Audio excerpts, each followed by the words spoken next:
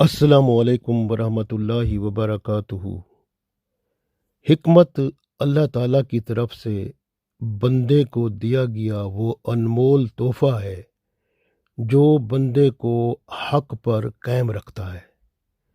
शैतान उस बंदे का कुछ भी नहीं बिगाड़ सकता जिसके अंदर अल्लाह ताला ने हिकमत को रखा होता है।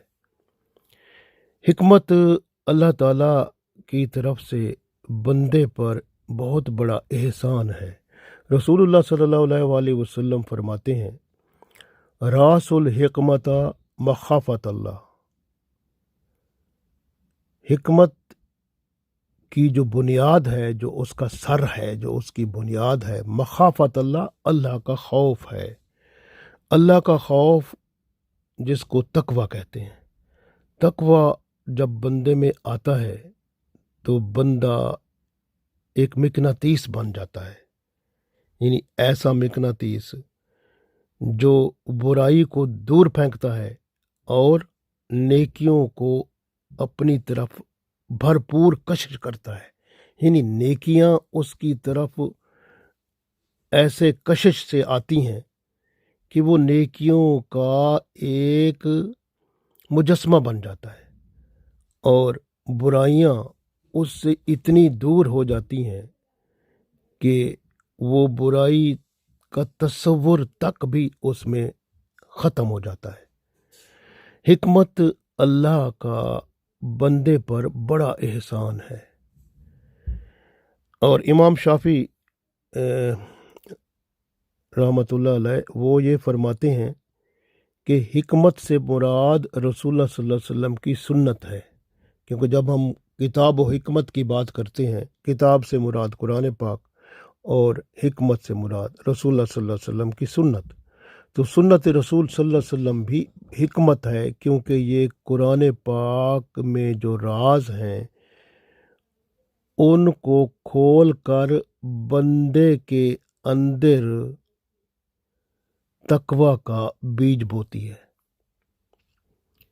हिकमत जब बंदे में आती है तो शैतान उस बंदे का कुछ भी नहीं बिगाड़ सकता। बंदे का दिल गनी हो जाता है, हर किस्म की लालच ख़त्म हो जाती है, हर किस्म का हिर्स नहीं रहता। उस बंदे में सिर्फ एक चीज़ होती है कि जो तकवा है वो उसके अंदर भर जाता है और अल्लाह और उसके रसूल सल्लल्लाहु अलैहि वसल्लम का वो बंदा दीवाना हो जाता है।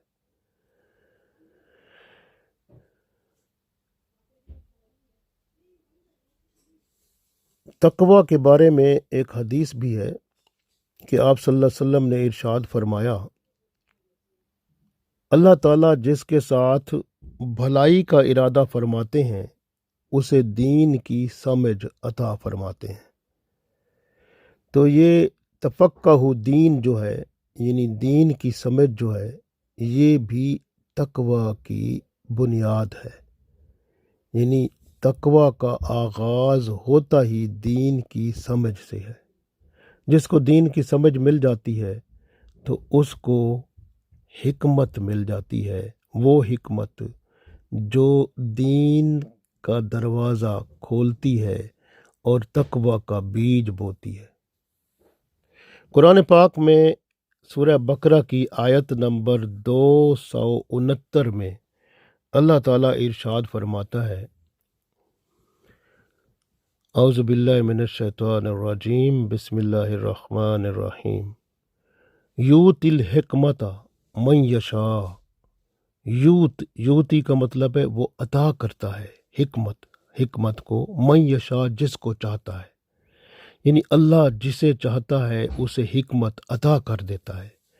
वह मन यूतल हिकमता, और जिसको हिकमत अता कर दी गई, फ़कद ऊतिया, बस उसको अता कर दी गई, खैरन कसीरा, बहुत बड़ी खैर अता कर दी गई उसको। ये खैर इतनी भलाई है, यानी नेकियां ही नेकियां उसके पलड़े में फिर आती हैं।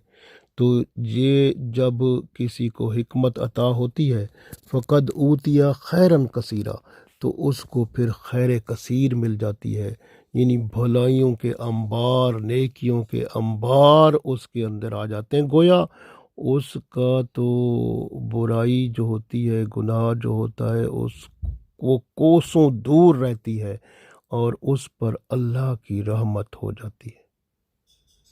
تو اس لیے اللہ نے فرمایا وما یذکر الا اولو الالباب، وما اور نہیں نصیحت قبول کرتے، الا مگر اولو الالباب مگر وہ جو عقل والے ہوتے ہیں، جو عقل مند لوگ ہوتے ہیں نا، وہ اس نصیحت کو یعنی قرآن و سنت کو اپنے اندر سمو لیتے ہیں اور اللہ کی طرف رجوع کرتے ہیں۔ گویا انسان میں عقل و شعور لانے کے لیے حکمت ماشاء اللہ مرکزی کردار ادا کرتی ہے۔ تو حکمت اللہ کا ایک بہت بڑا کرم ہے، جب بندے پر ہوتا ہے تو ماشاء اللہ بندے کے اندر ہر قسم کی غلاظت کو دور پھینکتا ہے اور پاکیزگی اور طہارت کو قریب لاتا ہے۔ حتیٰ کہ حضرت ابراہیم علیہ السلام اسی حکمت کے لیے دعا مانگا کرتے تھے۔ سورہ شورہ جو ہے اس کی آیت نمبر 83 میں دیکھیں تو حضرت ابراہیم علیہ السلام کی دعا کو اللہ تعالیٰ نے بیان فرمایا ہے۔ ارشاد باری تعالیٰ ہوتا ہے اعوذ باللہ من الشیطان الرجیم بسم اللہ الرحمن الرحیم رب حبلی حکما والحقنی بالصالحین، رب حبلی، ربی اے میرے رب، حبلی مجھے عطا کر، یعنی ابراہیم علیہ السلام ایسے دعا کرتے تھے، رب حبلی اے میرے رب مجھے عطا کر، حبلی یعنی مجھے عطا کر، حکمن کا مطلب حکمت، یعنی مجھے حکمت عطا کر، والحقنی اور مجھے ملا دے، بالصالحین نیک لوگوں کے ساتھ۔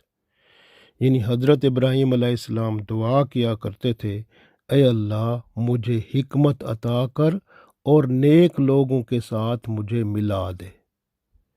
ماشاء اللہ یہ حکمت جو ہے یہ وہ فہم ہے، یہ وہ سمجھ ہے جو اللہ کے راستے میں رکاوٹوں کو سمجھ کر راستہ بنا کر اور اس پر چلا کر اللہ سے ملا دیتی ہے۔ تو یہ حکمت ایسی چیز ہوتی ہے، اس کی دعا آپ بھی کیا کریں اگر آپ چاہتے ہیں کہ آپ کو بھی حکمت ملے، تو یہ دعا ضرور کریں جو حضرت ابراہیم علیہ السلام کیا کرتے تھے، رب حبلی حکما والحقنی بالصالحین، رب حبلی حکما یعنی اے میرے رب مجھے حکمت عطا کر، والحقنی اور مجھے ملا دے، بالصالحین صالحین جو نیک لوگ ہیں ان کے ساتھ ملا دے۔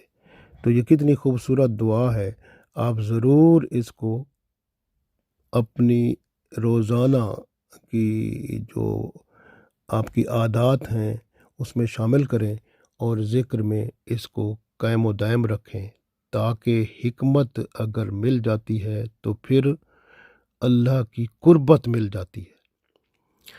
اسی طرح آپ دیکھیں سورہ صاد جو ہے اس کی آیت نمبر 20 میں اللہ تعالیٰ ارشاد فرماتا ہے، داؤد علیہ السلام کو جو اللہ نے حکومت عطا کی تھی اس کے بارے میں ارشاد ہوتا ہے، اعوذ باللہ من الشیطان الرجیم بسم اللہ الرحمن الرحیم وَشَدَدْنَا مُلْكَهُ، شددنا شدد مضبوط کیا، نا ہم نے یعنی اللہ فرماتا ہے اور ہم نے مضبوط کیا، ملکہو اس کے ملک کو، اس کی بادشاہت کو، اس کی حکومت کو، کس کی؟ داؤد علیہ السلام کی۔ وَآتَيْنَاهُ اور ہم نے عطا کیا، آتَيْنَاهُ الْحِکْمَةَ اور اسے ہم نے حکمت عطا کی، وَفَصْلَ الْخِطَابِ اور اسے فیصلہ کرنے والا یعنی ایسا خطاب یعنی بیان سے وہ جب وہ معاملے کو دیکھتے تھے تو فیصلہ کن ان کا فیصلہ کرنے کی صلاحیت اللہ نے وہ بھی بڑھا دی۔ گویا حکمت جب بندے کو ملتی ہے تو وہ اس سے معاملات کو سلجھانے کی گتھیاں جو ہیں، گتھیاں وہ سلجھا کے معاملات کو وہ سیدھی راستے پر لانے والے جو فیصلہ کر کے تو وہ صلاحیت بھی اللہ عطا کر دیتا ہے۔ تو گویا حکمت ایسی چیز ہوتی ہے کہ وہ اگر کسی بادشاہ کو مل جائے تو وہ ماشاء اللہ اس کی حکومت کو ماشاء اللہ اس معاملے پر لے آتی ہے کہ اللہ کے حکم کے مطابق وہ بندہ حکومت چلاتا ہے، اور اس کے اندر سے ہر قسم کے لالچ ختم ہو جاتے ہیں، صرف اللہ کی رضا ہی رہتی ہے، اور وہ ہر معاملے کو، ہر گتھی کو بڑی خوبصورتی سے سلجھا کر فیصلہ فرما دیتا ہے۔ تو یہ اللہ کی طرف سے بڑا احسان ہوتا ہے جب بندے کو حکمت ملتی ہے، تو یہ کرم رب کا ہوتا ہے۔ اسی طرح آپ دیکھیں سورہ آل عمران کی آیت نمبر 164 میں تو اللہ تعالیٰ ارشاد فرماتا ہے، اعوذ باللہ من الشیطان الرجیم، بسم اللہ الرحمن الرحیم، لقد من اللہ علی المؤمنین اذ بعث فیہم رسولا من انفسہم یتلو علیہم آیاتہ ویزکیہم ویعلمہم الکتاب والحکمہ وإن كانوا من قبل لفی ضلال مبین۔ دیکھنا یہاں پر جو بات آئی ہے نا، یہ بہت ہی عظیم بات ہے۔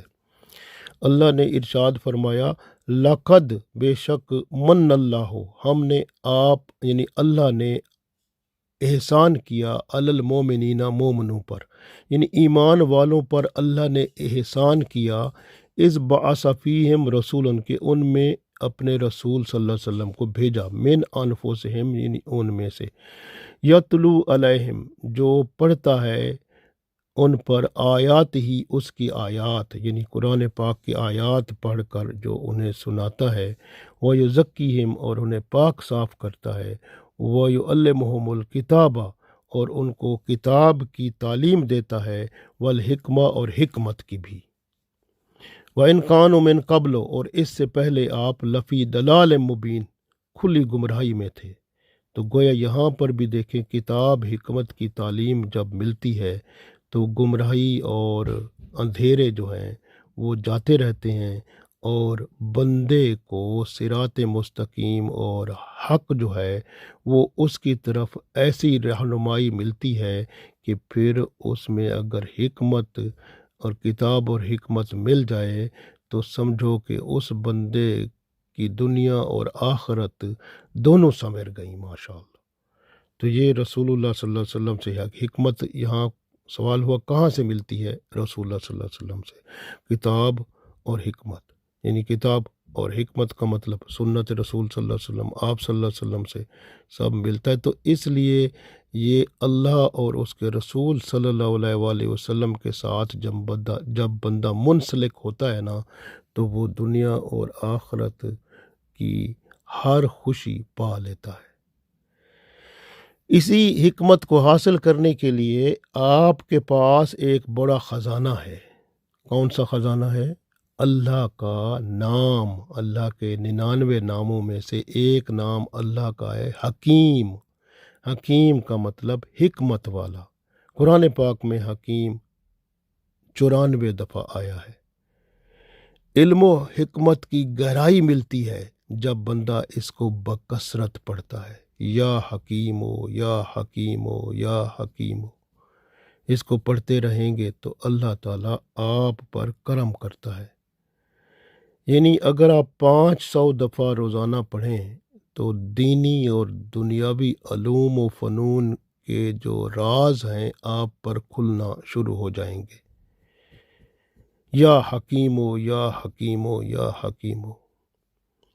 اسی طرح اگر کسی بندے کا کوئی کام اٹک جاتا ہے، کام میں رکاوٹ پیدا ہو جاتی ہے، آپ اس رکاوٹ کو دور کرنا چاہتے ہیں تو بہترین طریقہ کیا ہے؟ اللہ کا نام حکیم پڑھیں، یا حکیم ہو یا حکیم ہو، 100 دفعہ ایک تسبیح پڑھیں، انشاءاللہ تعالیٰ دل میں نیت کریں، وہ جو رکاوٹ ہے وہ ہٹ جائے، تو انشاءاللہ تسبیح پوری کریں گے، اللہ کی رحمت سے وہ رکاوٹ ختم ہو جائے گی اور اللہ کی رحمت ہوگی۔ اسی طرح اگر آپ کسی کے پاس جا رہے ہیں کوئی کام کی غرض سے، کام شریعت کے اندر ہو، نیک کام ہو، اچھے کام کے لیے کسی کے پاس آپ جا رہے ہیں، آپ چاہتے ہیں کہ وہ کام جس کے لیے آپ جا رہے ہیں وہ کام ہو جائے، تو کوئی مشکل نہیں، تو آپ اللہ کے نام یا حکیم کو 21 دفعہ پڑھتے جائیں، 21 دفعہ، یا حکیم ہو یا حکیم ہو یا حکیم ہو، 21 دفعہ پڑھ کر چلیں، انشاءاللہ آپ کامیاب لوٹیں گے انشاءاللہ تعالی۔ اسی طرح سے اگر کوئی شخص کسی مقدمے میں انصاف کا طالب ہو، چاہتا ہو کہ ظلم نہ ہو مجھ پہ، مقدمے میں جو انصاف ہے وہ مجھے ملے تاکہ میرا حق مجھے مل جائے، اور وہ بندہ روزانہ جب تک اس کے مقدمے کا فیصلہ نہیں ہوتا، روزانہ 78 دفعہ یا حکیم ہو یا حکیم ہو یا حکیم ہو پڑھتا رہے، تو انشاءاللہ تعالی اس کے مقدمے کا فیصلہ انصاف کے مطابق ہو جائے گا۔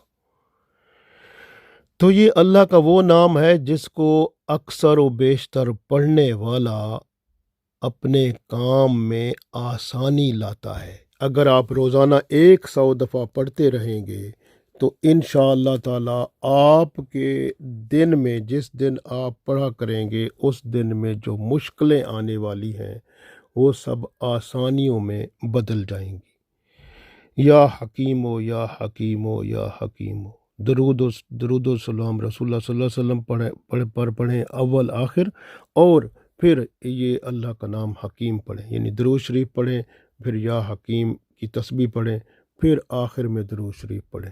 تو اس طرح سے جب آپ پڑھیں گے انشاءاللہ آپ کی ہر مشکل آسان ہوگی اور دن بھی بخوشی گزرے گا، ہر تکلیف مصیبت سے اللہ آپ کو بچا لے گا۔ اللہ تعالی ہماری ساری مشکلیں آسان فرمائے، دنیا اور آخرت میں کامیاب و کامران فرمائے، آمین۔